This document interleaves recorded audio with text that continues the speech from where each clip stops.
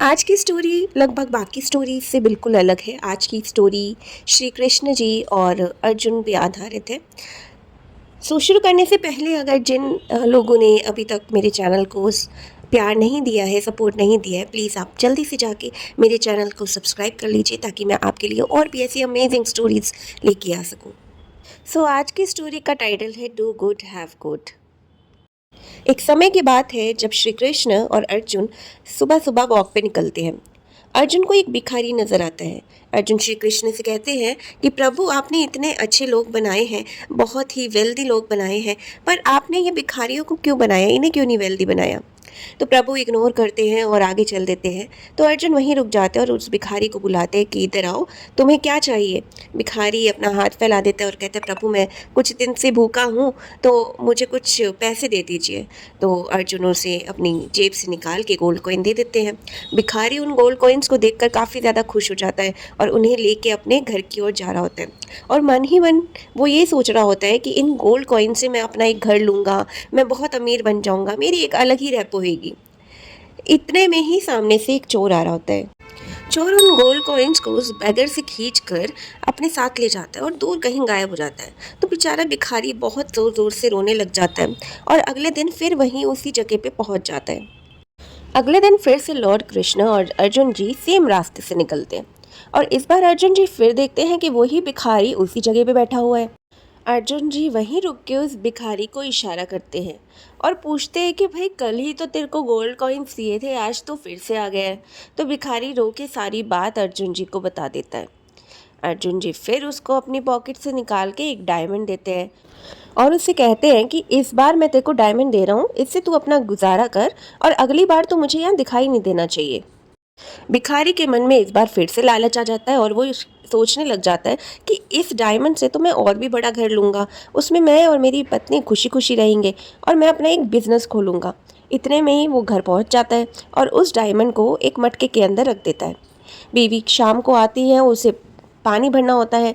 उन बाकी मटकों को छोड़कर वो वही मटका चूज़ करती है जिसमें उस भिखारी ने डायमंड रखा होता है। अब वो बीवी जाती है और उस मटके को नदी में पानी भर के ले आती है, तो डायमंड जो है वो नदी में ही रह जाता है। अब बेचारा भिखारी फिर से दुखी और वो वापस उसी जगह पे जाके बैठ जाता है। अगले दिन फिर से श्री कृष्ण जी और अर्जुन जी दोनों उसी रास्ते से निकलते हैं और अर्जुन फिर से उस भिखारी को वहाँ देखता है और इस बार अर्जुन जी को बहुत गुस्सा आ रहा होता है। अर्जुन कहते हैं कि तू इधर आ, कल ही मैंने तेरे को डायमंड दिया, उससे पहले मैंने तेरे को गोल्ड दिया, तो कितना लालची हो गया है। अर्जुन गुस्से में तो होते हैं लेकिन वो अपने जेब से 2 आने निकाल के उसको दे देते हैं। अब बेचारा भिखारी उसको लेके जा रहा होता है, बहुत अपसेट होता है। तो रास्ते में उसे एक फिशरमैन नजर आता है। फिशरमैन यानी मछली वाला। उसके सर पे टोकरी होती है मछली की, जिनमें से एक मछली काफ़ी ज़्यादा तड़प रही होती है। तो भिखारी ये सोचता है कि भाई ये मछली बहुत ज़्यादा तड़प रही है और मैं इन 2 आनों का क्या करूँगा, मैं इससे ये मछली खरीद लेता हूँ। वो उस फिशरमैन से वो तड़पती हुई मछली खरीद लेता है और उस मछली को समंदर में डाल देता है। अब श्री कृष्ण ये सब चीज़ें दूर से ऑब्जर्व कर रहे होते हैं और वो देखते हैं कि भिखारी ने उस जीव की जान बचाई है जो तड़प रही थी उस बास्केट के अंदर। और ये देखकर कृष्ण अपनी एक लीला रचते हैं।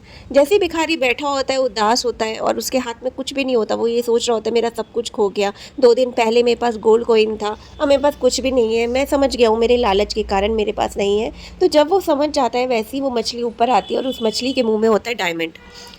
ये डायमंड देखकर भिखारी बहुत खुश हो जाता है और तेज से चिल्लाता है, अरे मिल गया, अरे मिल गया। और जैसे ही वो चिल्लाता है तो चोर पास से निकल रहा होता है। चोर उसकी आवाज़ सुन के बहुत ज़्यादा डर जाता है। उसको लगता है कि ये इस भिखारी ने मुझे पहचान लिया है और अब ये मुझे बदनाम कर देगा। तो वो फटाफट उस भिखारी के पास आता है और कहता है, प्लीज़ धीरे बोलो, नहीं तो गाँव वाले मुझे पकड़ लेंगे और मुझे बहुत पीटेंगे।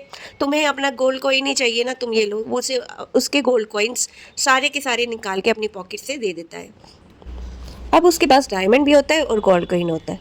तो मॉरल क्या कहता है कि अगर आप दिल से किसी का भला करते हो तो आपके साथ भी सेम होता है। तो श्री कृष्ण और अर्जुन की ये स्टोरी आपको कैसी लगे, प्लीज़ मुझे कमेंट सेक्शन में ज़रूर बताना और मेरे चैनल को सब्सक्राइब करना ताकि और भी ऐसी अमेजिंग स्टोरीज़ मैं आप तक पहुँचा पाऊँ। तब तक के लिए thank you so much for supporting me.